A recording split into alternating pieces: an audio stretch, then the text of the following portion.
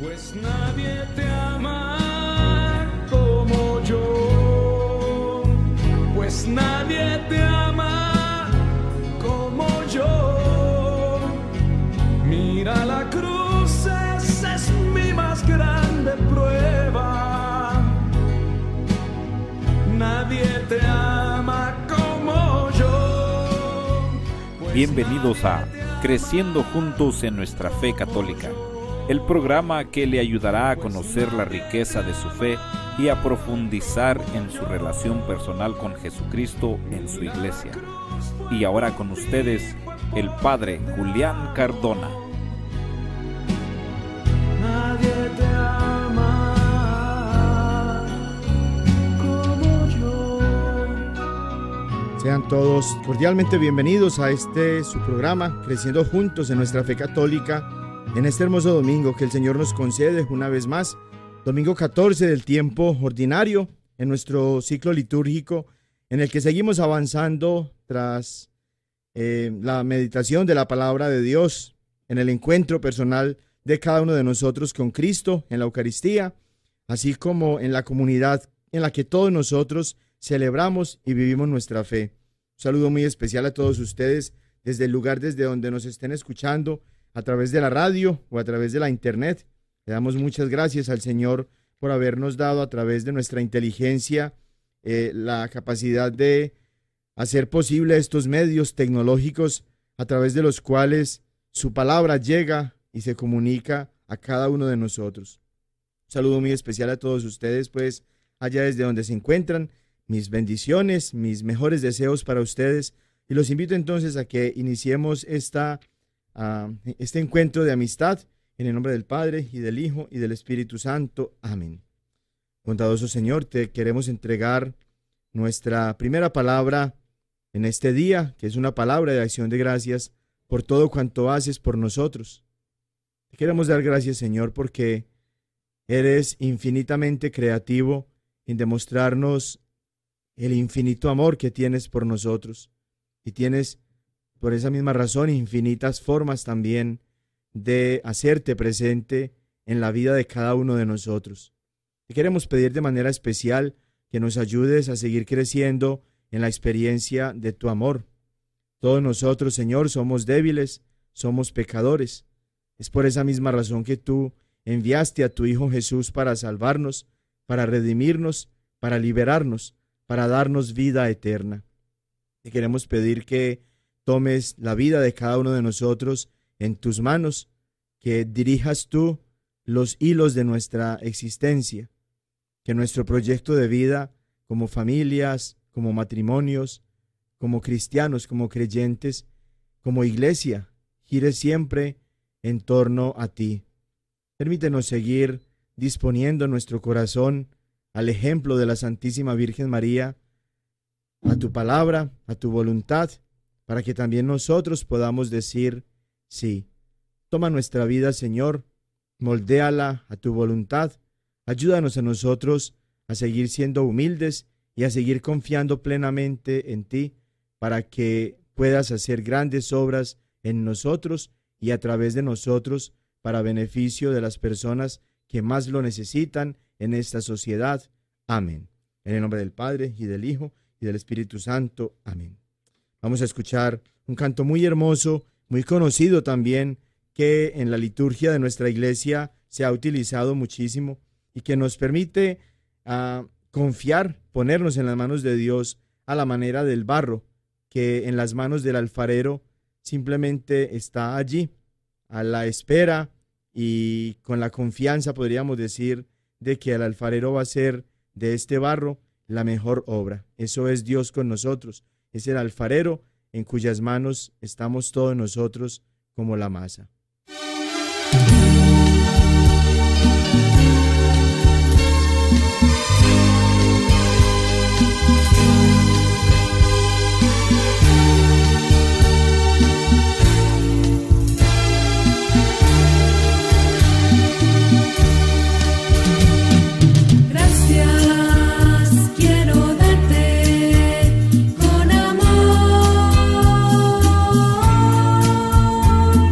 De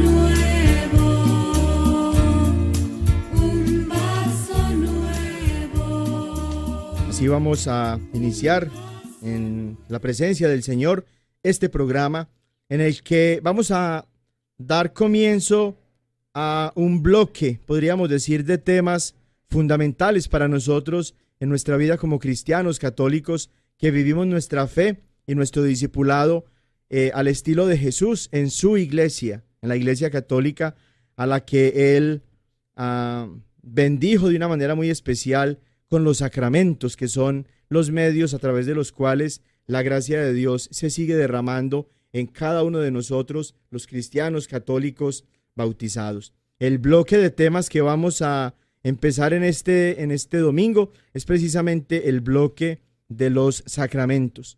Vamos a ir haciendo con toda la profundidad, pero también con toda la claridad, si el Espíritu Santo nos lo permite, una revisión, una mirada, una reflexión en torno a los 7 sacramentos que tenemos en nuestra iglesia, a través de los cuales la presencia real de Cristo sigue haciéndose viva en nuestra iglesia, y la acción eficaz del Espíritu Santo sigue produciendo en todos nosotros como iglesia, como cuerpo de Cristo, así como en cada uno de nosotros como miembros de ese cuerpo de Cristo, los frutos espirituales que nos sirven para que sigamos, como dice Jesús, unidos a Él, a la manera de los sarmientos que están unidos a la vid, a la manera de las ramas del árbol que están unidas al tronco, para que sigamos comunicando y sigamos a la vez también recibiendo esa savia del árbol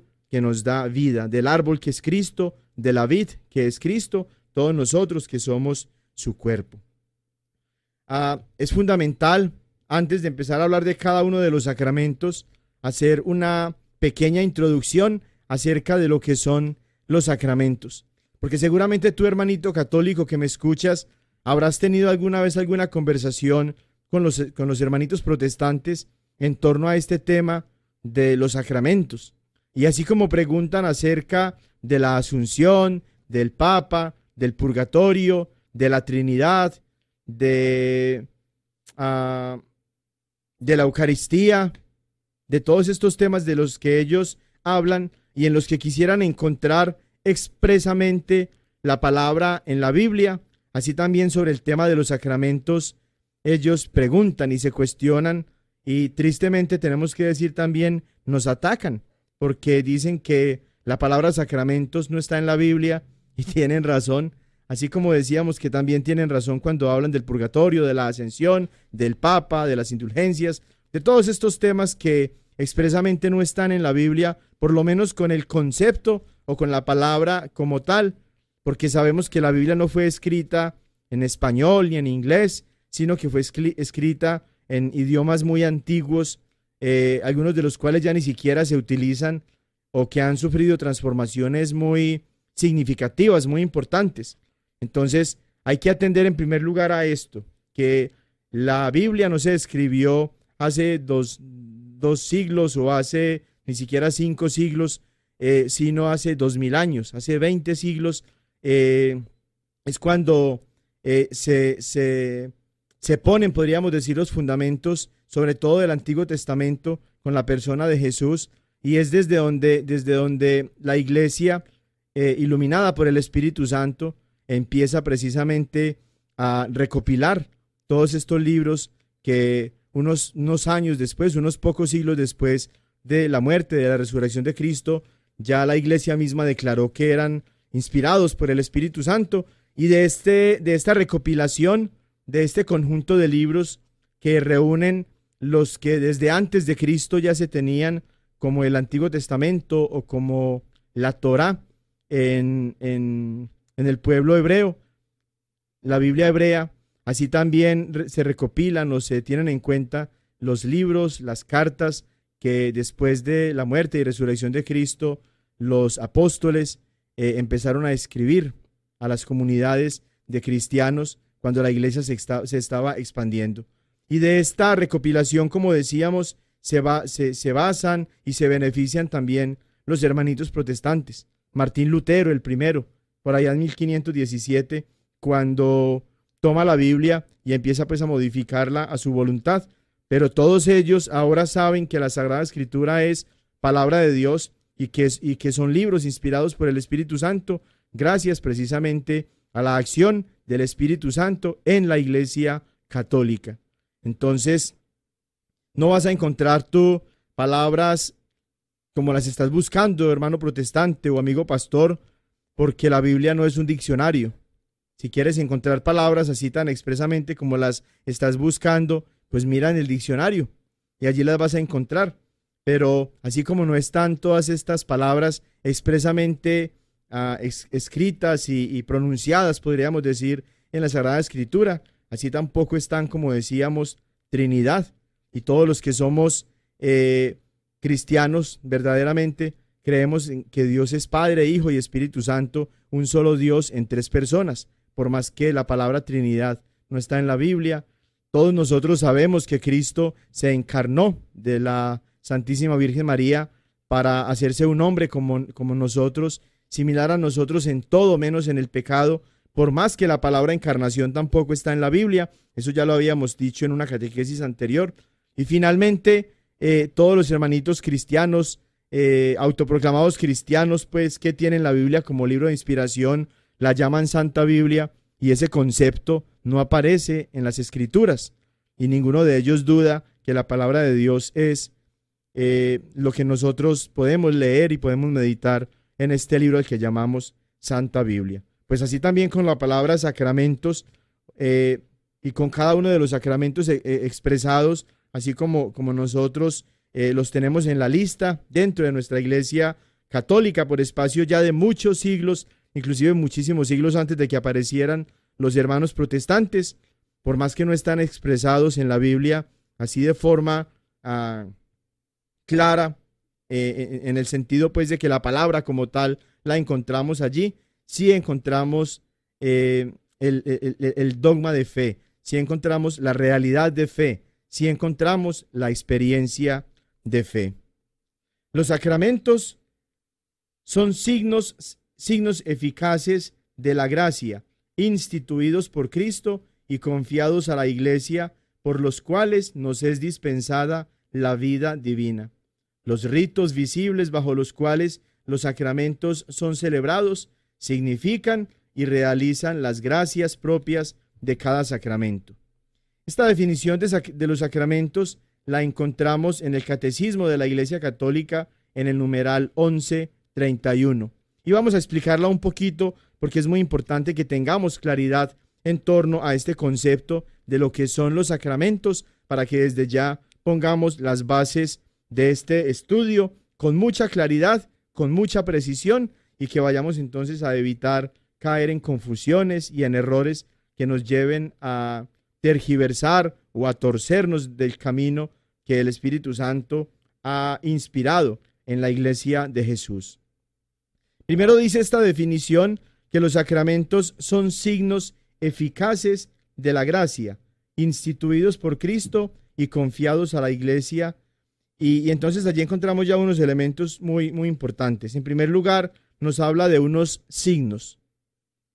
En la liturgia, que es la oración oficial de la Iglesia, a través de la cual se desarrolla la misión sacerdotal de Cristo o el rol sacerdotal de Cristo como cabeza en su Iglesia, que es su cuerpo, los sacramentos aparecen entonces como un signo.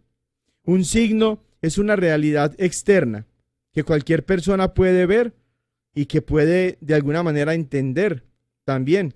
Y esos signos poseen en sí mismos una eficacia que viene dada por la gracia. Es decir, esos signos no son simples ritos o rituales o ritualidades vacías, carentes de sentido, sino que son manifestaciones de la gracia de Dios y por tanto son eficaces. Es decir, tienen un efecto en nosotros, permiten que la gracia de Dios actúe de manera especial dentro de nosotros. Dice también la definición que encontramos allá en este numeral 1131 del Catecismo de la Iglesia Católica, que los sacramentos, los 7 sacramentos, son instituidos por Cristo. Es decir, se los inventó Jesús. No se los inventó Pedro o la Virgen María, ni María Magdalena, ni siquiera el grupo de los apóstoles reunidos en concilio. No, Cristo mismo es la fuente de los sacramentos. Él mismo los instituyó. Así como Cristo instituyó, fundó su iglesia, así también Cristo instituyó los sacramentos y se los confió a su iglesia. Hay un pasaje muy hermoso que nosotros podemos encontrar en el Evangelio de San Juan, en el capítulo 20, allá en el versículo 21, donde le dice Jesús a sus discípulos, después de haber resucitado, como el Padre me envió, así también los envío yo. Es decir, la misión de salvación que el Padre le confió a Jesús para que cuando se encarnara en el seno purísimo de la Virgen María y se hiciera uno como nosotros, semejante en todo, menos en el pecado, y cuando fundó su iglesia, la misión que el Padre le encomendó a Jesús, Jesús se la confió, se la encomendó, la puso en manos de sus apóstoles en su iglesia. No a cualquier persona y no en cualquier circunstancia. Jesús confió algo tan importante como la misión que el Padre le había confiado, sino a personas especiales en circunstancias especiales. Tú eres Pedro, y sobre esta piedra edificaré mi iglesia, y los poderes del infierno no prevalecerán contra ella. A ti te daré las llaves del reino de los cielos. Lo que ates en la tierra quedará atado en los cielos, lo que desates en la tierra quedará desatado en los cielos. Mateo 16, versículos del 16 al 18, y que ya hemos estudiado en varias catequesis anteriormente y que nos permiten seguir descubriendo con mucho gozo que Jesús sí tenía la plena intención de fundar una iglesia y que de hecho la fundó, una sola iglesia, no 33,000, 35,000, 36,000 sectas, cada una pensando como le da la gana y entendiendo la Biblia como le da la gana. No, una sola iglesia. Y por eso también nos recuerda el apóstol San Pablo, que es allá en la carta a los Efesios, que es una sola fe, así como es un solo Señor, y por tanto es un solo bautismo. Entonces, en la iglesia y en las circunstancias especiales en las que Jesús llama a sus 12 apóstoles, a ellos les confía la misión que el Padre le ha encomendado. Juan capítulo 20, versículo 21, una vez más, como el Padre me envió, así también los envío yo. Y a continuación el versículo 22 nos muestra cómo Jesús sopla sobre ellos para comunicarles el Espíritu Santo. Y con esta comunicación del Espíritu Santo los llena precisamente de lo que necesitan ellos para que sigan cumpliendo la misión del Padre en Jesús, ellos como hombres escogidos por Jesús en su iglesia. Es una gracia especial y le damos muchas gracias al Señor por habernos permitido nacer en hogares cristianos católicos y por haber nosotros todos recibido el sacramento del bautismo. Decíamos entonces que esos sacramentos, como signos de eficacia en los que la gracia de Dios actúa en nosotros, fueron instituidos por Cristo y fueron confiados por Jesús mismo a la iglesia, a sus apóstoles en su iglesia, y que por medio de los sacramentos nos es dispensada la vida divina. Si quisiéramos tener una definición muy clara de lo que es la gracia de Dios, es precisamente esa. La gracia de Dios es la vida divina que nos es dada, que nos es dispensada a través de los sacramentos. Los ritos visibles bajo los cuales los sacramentos son celebrados significan y realizan las gracias propias de cada sacramento. En paisa, decimos en Colombia, eso significa que cada sacramento tiene una eficacia especial, tiene un fin especial, un propósito especial que Dios mismo, que Jesús mismo lo ha pensado y que se lo ha confiado como tal a la iglesia. Y se habla allí de los signos sensibles, es decir, de los signos que nosotros podemos percibir, que nosotros podemos experimentar a través de los sentidos. La palabra sensible aquí viene precisamente de ese contexto, el contexto de los sentidos, del tacto, del gusto, del olfato, de la visión y también, por supuesto, de la escucha, de esos 5 sentidos que el Señor puso en nuestros cuerpos, de los cuales pues el Señor nos dotó en nuestros cuerpos. Es de donde nosotros mismos podemos experimentar la presencia de Cristo, la gracia de Dios en su iglesia. Y esos signos sensibles a través de los cuales se manifiesta la gracia de Dios están al acceso, están para que nosotros todos podamos acceder a ellos en nuestro estado actual en esta tierra. Adheridos a la doctrina de las Santas Escrituras, a las tradiciones apostólicas y al sentimiento unánime de los padres de la Iglesia, profesamos que los sacramentos de la nueva ley fueron todos instituidos por nuestro Señor Jesucristo. Lo dice nuevamente el Catecismo de la Iglesia en el numeral 1114.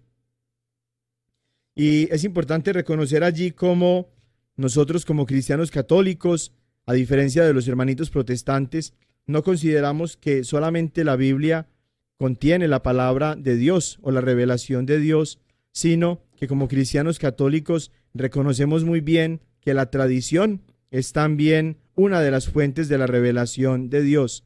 Más aún, la tradición oral, en principio, es de donde procede la palabra de Dios, la Escritura, las Sagradas Escrituras, porque antes de que se pusiera algo por escrito, ya la fe en Dios se transmitía de generación en generación. Como de una manera muy hermosa nos lo recuerda el capítulo 6 del libro del Deuteronomio, que pide a los papás o que ordena inclusive a los papás que transmitan ellos la fe en Dios, que la transmitan a sus hijos de generación en generación. Entonces, como cristianos católicos, nosotros no nos apegamos estrictamente a las Sagradas Escrituras para decir ciegamente que solamente en ellas encontramos la revelación de Dios.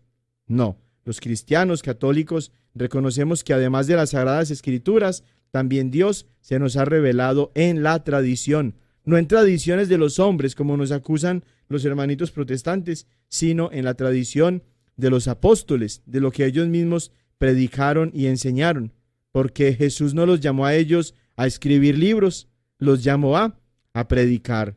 Pero fue de esa predicación de los apóstoles de donde posteriormente se empezaron a poner cosas por escrito y es desde donde después la Iglesia, en el ejercicio este maravilloso de recopilar, de juntar todas estas obras de los apóstoles, dio origen al Nuevo Testamento, que inclusive los hermanitos protestantes tienen en sus Biblias. Hay en la Iglesia 7 sacramentos: bautismo, confirmación, Eucaristía, penitencia, unción de los enfermos, orden sacerdotal y matrimonio. Esta lista nos la recuerda el Catecismo de la Iglesia Católica en el numeral 1113. Hay un video muy hermoso, una reflexión muy hermosa del padre Juan Rivas, que me gusta muchísimo, que ustedes todos tenían la posibilidad de escuchar en la serie Hombre Nuevo, que la transmitíamos precisamente en la hora católica antes de que comenzáramos con el programa de Creciendo Juntos en nuestra fe católica. Y el padre Juan Rivas dice lo siguiente, que es verdadero y muy hermoso. ¿Qué católico que se tenga por inteligente, que se tenga por sabio y que se tenga por inspirado inclusive por el Espíritu Santo, deja una iglesia que tiene 7 sacramentos para irse a meter a un ranchito, a un changarro, a una secta que tiene máximo 1 o 2, entre comillas, sacramentos? Si tú tienes un Lamborghini o un Ferrari, digámoslo así, siendo bien exagerados, y te ofrecen cambiar ese vehículo lujoso por una carretilla, ¿tú la aceptarías? O si tienes el sombrero de última moda que costó miles de dólares, ¿cambiarías ese sombrero por una de las gorras deportivas que conseguirías en la tienda de dólar? ¿Cierto que no? Pues de la misma manera, ¿cómo se entiende que un cristiano católico, por simple ignorancia, deje la iglesia en la que la gracia del Señor lo alimenta a través de 7 sacramentos, para irse a meter a una iglesia fundada por hombres en la que hay solamente un sacramento, mayormente, que es el del bautismo, y en la mayoría de los casos solamente dos, cuando solamente incluyen el bautismo y el matrimonio como sacramentos, no tiene sentido. No es digno, no es propio de una persona inteligente e inspirada por el Espíritu Santo el abandonar la iglesia de Jesús para meterse pues en ranchitos como estos, en changarritos que a veces dan mucho resultado y son muy prósperos, pero en los que la gracia de Dios no se comunica. En la iglesia de Jesús, en el cuerpo de Cristo, en la esposa de Cristo que es la iglesia católica, hay 7 sacramentos: el bautismo, la confirmación, la Eucaristía, la penitencia, la unción de los enfermos, el orden sacerdotal y el matrimonio. Los 7 sacramentos corresponden a todas las etapas y todos los momentos importantes de la vida del cristiano. Dan nacimiento y crecimiento, curación y misión a la vida de fe de los cristianos. Hay aquí una cierta semejanza entre las etapas de la vida natural y las etapas de la vida espiritual. Por eso hay en las Sagradas Escrituras, sobre todo en el Nuevo Testamento, una comparación muy interesante entre el orden natural de las cosas creadas y el orden espiritual de las cosas creadas que en Cristo son renovadas, son recreadas, es decir, son creadas nuevamente. Por eso decía Jesús también a Nicodemo que aquel que no nace del agua y del Espíritu Santo no puede entrar en el reino de los cielos. Ya nació biológicamente, ya es una persona física y biológicamente hablando, pero en la realidad espiritual se hace necesaria una nueva forma de vivir, un nuevo nacimiento. Ese nuevo nacimiento, esa nueva forma de vivir es precisamente la que a través de la gracia de Dios se nos comunica en los sacramentos. Por eso, cada sacramento lo recibimos nosotros en etapas de nuestra vida biológica, de nuestra vida humana, de nuestra vida material, y que le dan mucho sentido a nuestras etapas de la vida biológica, precisamente porque lo recibimos en cada uno de esos momentos que son significativos. Al nacer, los niños son bautizados y se les comunica una nueva vida, la vida espiritual, la vida como hijos e hijas de Dios. El bautismo no solamente sirve para el perdón de los pecados, como lo creen los hermanitos protestantes de una manera muy ignorante. El bautismo sirve para que aquel bautizado se convierta en hijo, en hija de Dios por toda la eternidad, no solamente mientras estamos en esta vida. Y así también cada uno de los otros sacramentos entonces ofrecen, según la misma voluntad de Dios, un efecto espiritual muy importante. Los 7 sacramentos forman un conjunto ordenado en el que la Eucaristía ocupa el centro, pues contiene al autor mismo de los sacramentos, que es Cristo. Nos lo recuerda el Catecismo en el numeral 1211. Todos los sacramentos tienen gracias especiales, pero el único sacramento en el que Cristo se hace presente de forma real, activa, viva, palpable, indudable, es en la Eucaristía. En los otros sacramentos Jesús está de manera simbólica, menos en la Eucaristía. La Eucaristía es la presencia real y viva de Cristo en su cuerpo, en su sangre, en su alma y en su divinidad. Y este tema ya lo habíamos tratado cuando estudiábamos precisamente el sacramento, que es el sacramento del amor de los amores, en el que el amor de Dios se nos ha dado de manera ilimitada y de manera infinita, precisamente cuando Jesús mismo se hace alimento para nosotros. Los sacramentos significan 3 cosas: la causa santificante, que es la muerte y la resurrección de Cristo. Es decir, nosotros todos, por el efecto santificante de los sacramentos, somos también partícipes de la santidad, de la vida de santidad que es propia de Dios. En segundo lugar, los sacramentos significan el efecto santificante o la gracia. Es decir, nosotros todos en cada uno de los sacramentos recibimos la gracia de Dios de manera especial. Y en tercer lugar, los sacramentos significan el fin de la santificación, que es la gloria eterna. Es decir, nosotros no tenemos que esperar hasta morir para ser declarados santos, podríamos decir, o para que se haga públicamente reconocible que hayamos vivido en estado de santidad o no. Desde esta misma tierra, desde esta misma vida, nosotros todos podemos ser santos. Por eso nuestro primer Papa, San Pedro, nos recordaba allá en su primera carta, en el capítulo 1, que todos nosotros estamos llamados a ser santos como Dios es santo. Para poder adentrarnos en este tema tan interesante, en el que hay palabras un poquito difíciles que con mucho detenimiento, sin apresurarnos, vamos a ir explicando.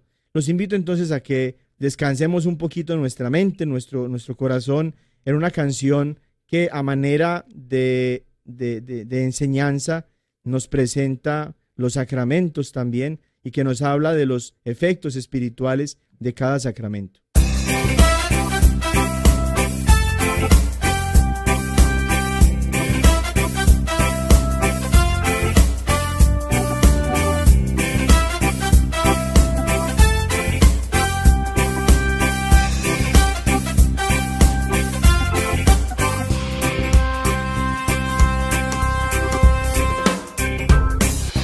Sacramentos, signos de amor. Sacramentos, gracia de Dios. Sacramentos, signos de amor. Sacramentos, gracia de Dios. El bautismo que nos limpia y nos hace hijos de Dios. El Espíritu da fuerzas en la confirmación. En la Santa Eucaristía Jesucristo se hace don. Y el perdón de Dios nos viene en la reconciliación. Sacramentos, signos de amor. Sacramentos, gracia de Dios. Sacramentos, signos de amor. Sacramentos, gracia de Dios. Los que sufren son sanados con la gracia de la unción. Por el orden se consagran los ministros del Señor. En el santo matrimonio lo importante es el amor. Y estos son los sacramentos, un regalo del buen Dios. Sacramentos, signos de amor. Sacramentos, gracia de Dios. Sacramentos, signos de amor. Sacramentos, gracia de Dios.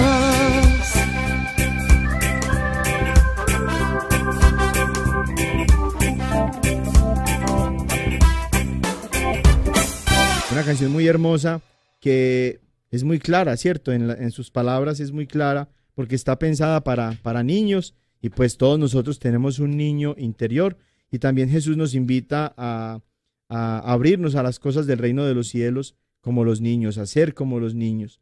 Por eso allá nos dice Jesús en el Evangelio de Mateo en el capítulo 11, te doy gracias Padre porque has revelado estas cosas a los sabios y entendidos y se las has revelado a los pequeños. Has ocultado estas cosas a los sabios y entendidos y se las has revelado a los pequeños.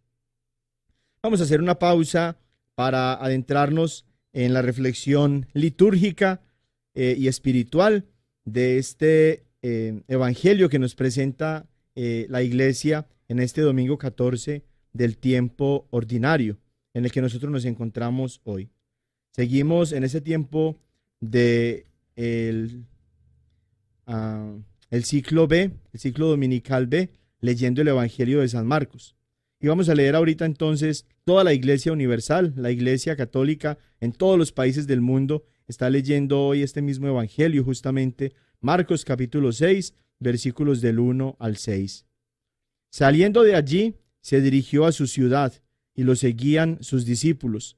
Cuando llegó el sábado, empezó a enseñar en la sinagoga. La multitud que lo oía se preguntaba asombrada: ¿de dónde saca todo eso? ¿Qué sabiduría es esa que le ha sido dada? Y esos milagros que realizan sus manos. ¿No es este el carpintero, el hijo de María, hermano de Santiago y José y Judas y Simón? ¿Y sus hermanas no viven con nosotros aquí? Y se escandalizaban de cuenta de él.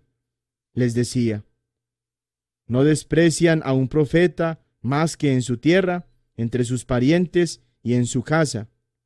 No pudo hacer allí ningún milagro, solo curó a algunos enfermos, imponiéndoles las manos, y se admiraba de su falta de fe. Palabra del Señor. Gloria a ti, Señor Jesús.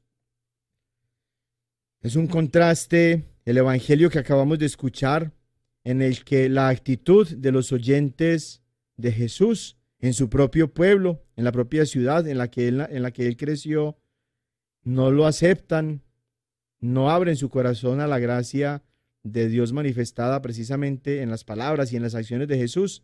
Es un contraste la actitud de todas estas personas en el evangelio de hoy a la actitud que ya nosotros escuchábamos en dos personas muy especiales dentro de esta vida pública de Jesús, que están narradas sus historias precisamente un capítulo atrás del que estamos leyendo hoy, allá en Marcos capítulo 5, versículos del 21, al 43, y que narran en primer lugar la fe de un hombre llamado Jairo, que acude a Jesús para que sane a su hija, y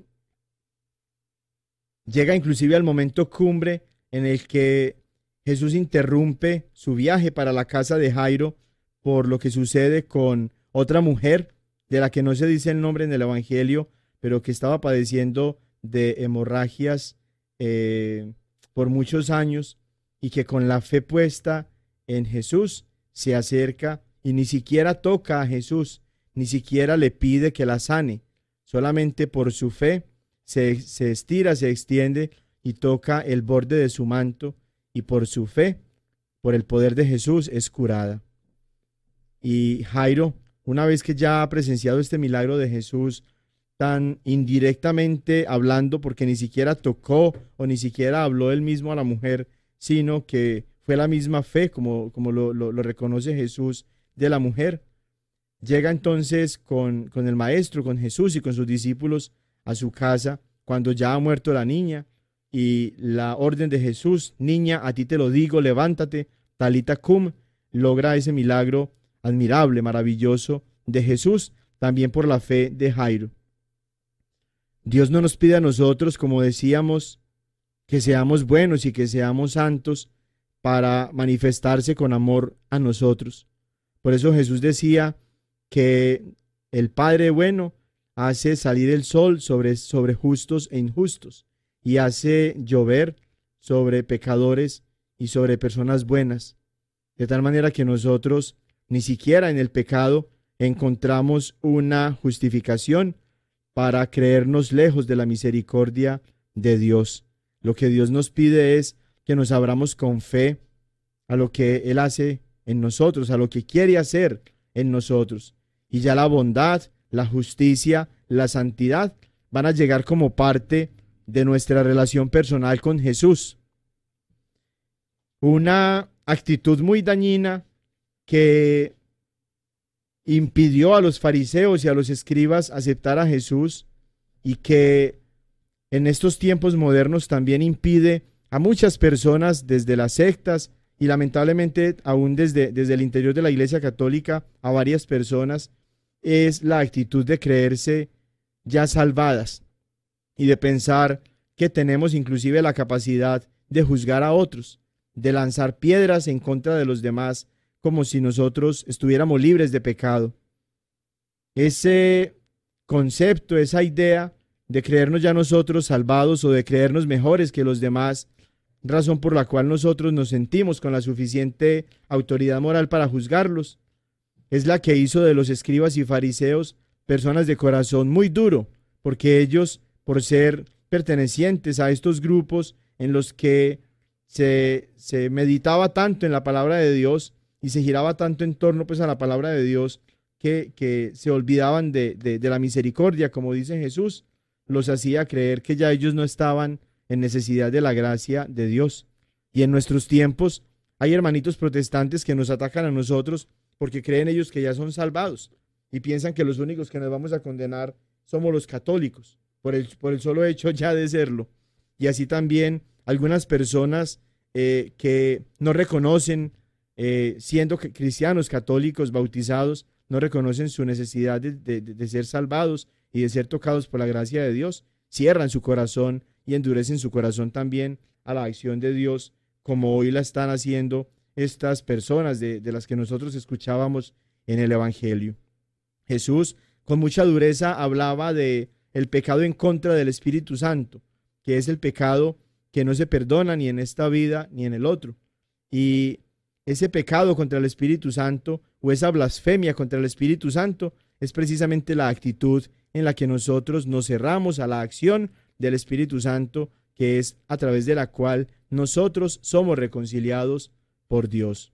Por eso Jesús se maravilla tristemente por la falta de fe de estas personas y nos dice el evangelista que no puede hacer muchos milagros. Nosotros, si queremos tener una experiencia de fe y una experiencia del amor de Dios, necesitamos acercarnos a Dios con la misma disposición de espíritu con la que Jairo, con la que esta mujer hemorroísa y con la que tantas otras personas que escuchamos en el Evangelio se acercaban a Jesús. Y tenemos que estar vigilándonos con mucha seriedad y con mucha humildad, porque si en nosotros hay actitudes como las de los fariseos y las de los escribas, no vamos a acoger el mensaje de la salvación de Jesús, por más que podamos llegar a pensar que tenemos fe en Él. Por eso aclarábamos cómo esa mala interpretación que dan al pasaje de San Pablo, en la que nos está diciendo, si confiesas con tus labios que Jesús es el Señor, y si crees en tu corazón que el Padre lo resucitó, serás salvo. Esa mala interpretación que Martín Lutero y su banda hacían de este pasaje, los lleva ya a creerse salvados y a no orar ni siquiera por los fieles difuntos de sus congregaciones protestantes cuando mueren. Grave mal que se causan, porque quien muere ya no puede orar por sí mismo y necesita de la oración, de la caridad, de la solidaridad cristianas, de aquellos que estamos todavía militando en este valle de lágrimas. Por eso la actitud de Jesús se hace como una denuncia, se presenta como una denuncia en contra de sus mismos paisanos, porque viendo las cosas que Jesús hacía, escuchando las cosas que Jesús enseñaba, viendo la autoridad con la que Jesús impartía precisamente el mensaje de Dios, cerraron su corazón y comienzan a buscar como en su background, como se dice aquí en Estados Unidos, para tratar de desacreditar a Jesús.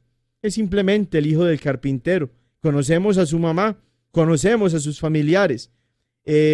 Los hermanitos protestantes utilizan mucho este pasaje de Marcos capítulo 6, versículo 3, para decir que María tenía más hijos, porque allí aparece el concepto o la palabra, la idea de los hermanos de Jesús, inclusive con nombre: Santiago, José, Judas y Simón, y también algunas hermanas de Jesús. Entonces, los hermanitos protestantes, que sacan siempre del contexto la palabra de Dios, confunden la expresión hermanos de Jesús con hijos de María, y entonces creen ellos que cuando se habla aquí de los hermanos de Jesús, se está hablando biológicamente de hijos de la Santísima Virgen María, para quitar precisamente la certeza, la convicción de que María fue siempre virgen, antes, durante y después del parto.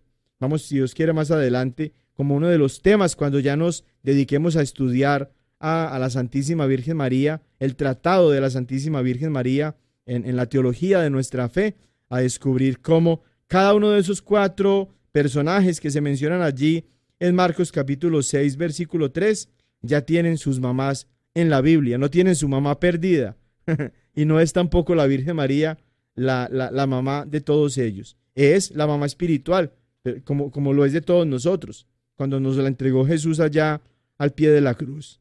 pero no es la mamá biológica, como lo acusan falsamente los hermanitos protestantes.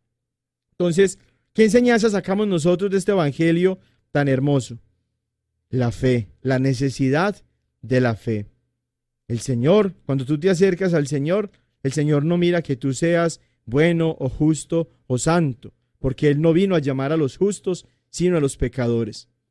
Si te crees santo, ya perdiste. Si te crees no necesitado de la gracia y del amor de Dios, te equivocaste y perdiste la oportunidad de ser salvado por aquel que nos ofrece a nosotros la salvación. Pero si con humildad reconoces que eres pecador y necesitado de Dios, y si te acercas al sacramento de la confesión para que seas reconciliado con Dios, y si con fe crees en tu corazón, ahí sí, todo lo que el Señor es capaz de hacer en ti, vas a ver milagros en tu vida. Y todos nosotros estamos en necesidad de esos milagros. Tenemos tantas situaciones difíciles por las que nosotros pasamos en esta vida. Vemos nosotros mismos familiares, amigos, benefactores, conocidos, aún enemigos, que están pasando por tantas dificultades, y podemos orar por todos ellos. Podemos abrirnos con confianza a la acción, a la gracia de Dios, para que a través de la oración, de una oración confiada, podamos ver todo lo que el Señor es capaz de hacer en nosotros. Por eso, como los apóstoles, le pedimos al Señor que nos aumente la fe.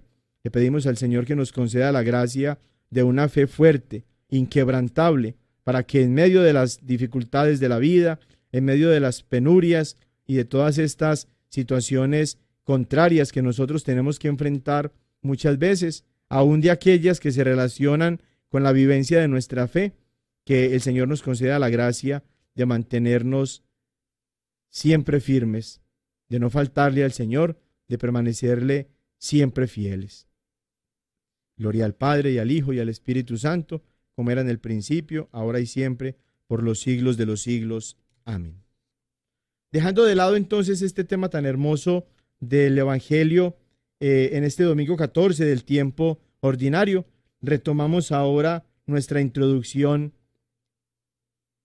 a los sacramentos, al tema de los sacramentos. El sacramento es un signo que rememora o que nos recuerda o que actualiza lo que sucedió, es decir, la pasión de Cristo. El sacramento es un signo que demuestra el efecto de la pasión de Cristo en nosotros, es decir, la gracia. Y es un signo que anticipa, es decir, que preanuncia la gloria venidera. Es una definición bonita que el Catecismo en el numeral 1130 nos presenta, de cómo todos los sacramentos están unidos a la acción salvadora de Jesús, de manera especial a los últimos instantes de la vida de Jesús en esta tierra, cuando pasó por su pasión, cuando llegó a la muerte, cuando fue sepultado, pero también cuando resucitó. En todos los efectos salvadores de ese sacrificio de Jesús, que comenzó con su pasión y terminó con su sepultura y después con el triunfo de la resurrección, es de donde la gracia de Dios brota con mucha mayor fuerza en cada uno de nosotros a través precisamente de los sacramentos. El signo sacramental propio de cada sacramento está constituido por cosas físicas, elementos materiales, como el agua, el aceite, el pan, el vino, etc. Y también está acompañado de gestos humanos, como la unción, la imposición de las manos, las oraciones que se dicen, etc. Todas estas cosas entonces están presentes en los sacramentos y a través de ellos opera la gracia de Dios. El Evangelio en el domingo pasado, nos permitía ver cómo el poder de Jesús, el poder sanador de Jesús, se manifestaba a través inclusive de sus propios vestidos. Eso nos permite ver cómo el poder de Dios no está limitado a las cosas de este mundo. Dios tiene tanto poder que se vale inclusive de las cosas materiales para hacer ejercer su gracia en nosotros. De la misma manera que Moisés siguiendo la orden de Dios, allá en el Antiguo Testamento, hizo la serpiente de bronce, y todos aquellos que estaban mordidos por las serpientes, bastaba con que miraran esa serpiente de bronce para que se sanaran. Así también Jesús se vale de cosas externas, de cosas físicas, de elementos materiales, para que la gracia de Dios se comunique precisamente a nosotros y para que los efectos espirituales de esa gracia de Dios nos santifiquen a nosotros. Esta mujer hemorroísa no estaba adorando el manto de Jesús, mas sin embargo buscó solamente tocar ese manto y se sanó. Los israelitas, cuando estaban siendo mordidos por las serpientes, no estaban en ese momento idolatrando la imagen que Dios mismo le había dado a Moisés como orden para que construyera, y se sanaban. Así también todos estos elementos que se utilizan en los sacramentos no son nada mágico, no están utilizados en la liturgia como un elemento mágico, sino que están solamente puestos allí como instrumentos en las manos de Dios, a través de los cuales el Señor mismo es capaz de hacer efectiva su gracia en nosotros. Todos los sacramentos nos dan la gracia santificante, es decir, nos dan la participación en la vida de Dios, a través de la cual nosotros empezamos a significarnos.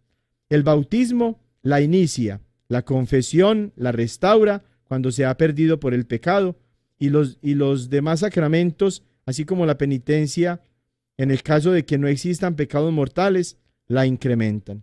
Además, cada sacramento tiene una función específica que vamos a limitarnos a explicar brevemente en esta introducción, pero que vamos, si Dios quiere, a ir estudiando detenidamente en cada uno de los sacramentos.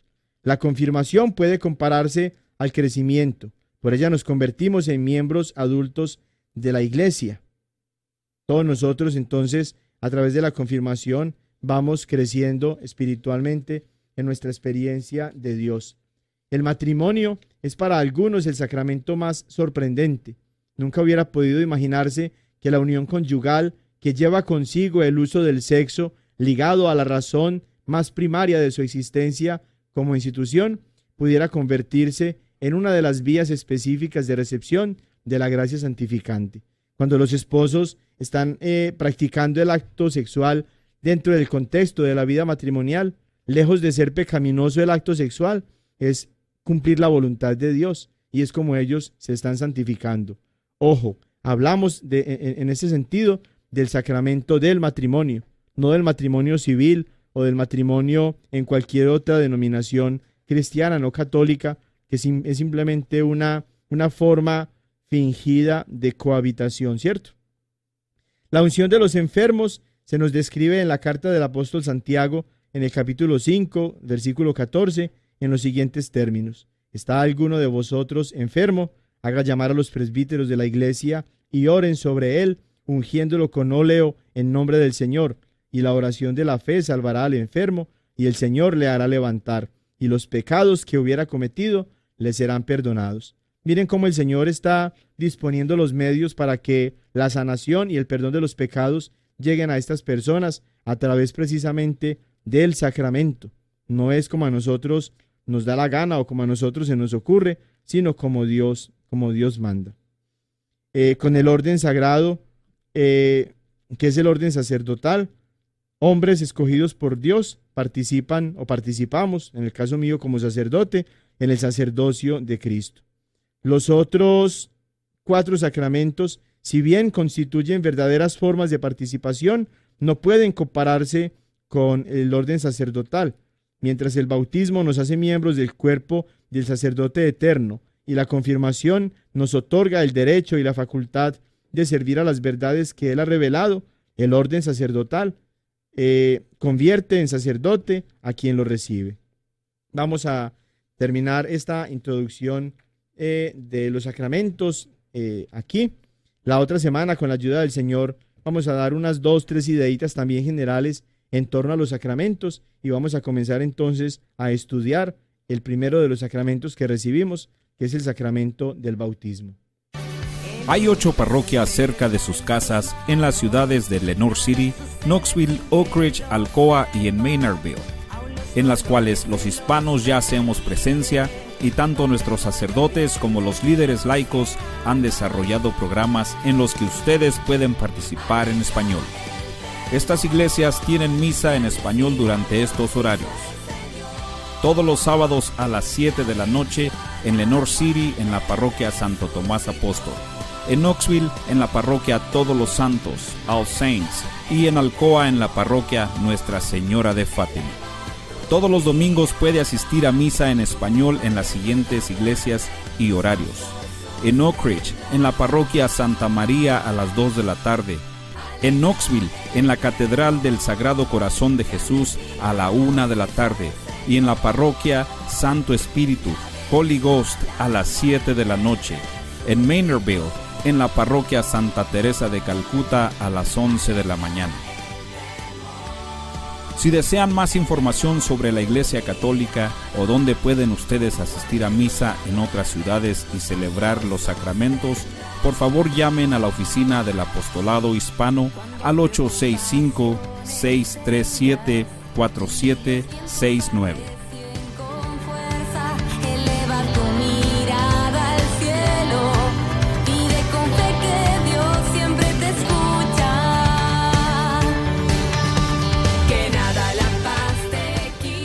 También los invitamos a que le den like o me gusta a nuestra página de Facebook, La Cosecha DOK, para que se mantengan informados de todos los eventos de las diferentes parroquias y en la diócesis de Knoxville. De esta manera podemos mantenernos conectados y también nos pueden enviar sus comentarios y sus preguntas para el Padre Julián.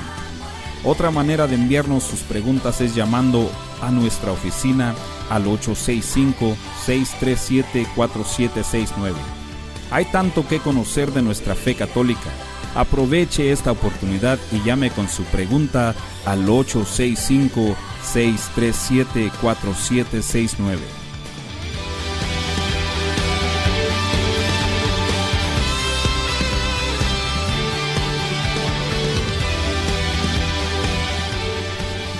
La Iglesia de Santo Tomás Apóstol de Lenoir City los invita a formar parte de su gran familia hispana.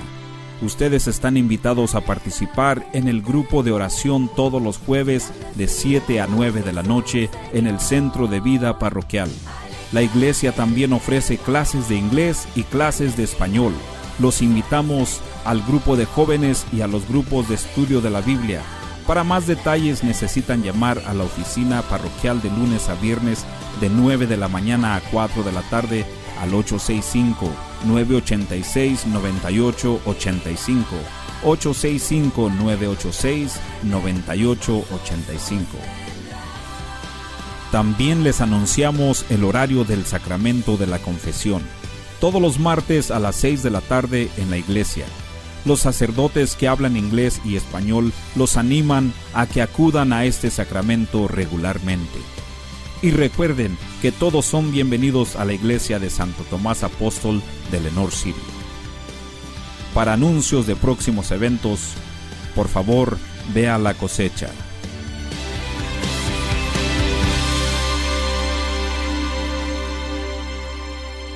Y entonces vamos terminando este programa del día de hoy. Mi agradecimiento y mi aprecio por todos ustedes que nos escuchan cada domingo, y mi invitación para que sigan ustedes mismos perseverando y que a la vez se conviertan ustedes en comunicadores de la gracia de Dios, porque inviten a otras personas a que vivan los sacramentos y a que con nosotros participen de estos programas para que crezcamos juntos en nuestra fe católica. Que la bendición de Dios Todopoderoso, Padre, Hijo y Espíritu Santo, descienda sobre ustedes y los acompañe siempre. Feliz semana. Ven con nosotros al caminar, Santa María, ven. La diócesis de Knoxville y la parroquia de Santo Tomás Apóstol de Lenoir City les agradecemos por habernos acompañado en Creciendo Juntos en Nuestra Fe Católica, y los invitamos a que nos escuchen la próxima semana por esta misma estación y a la misma hora, para profundizar en lo que significa ser un católico conocedor de su fe. Hasta pronto y que Dios los bendiga.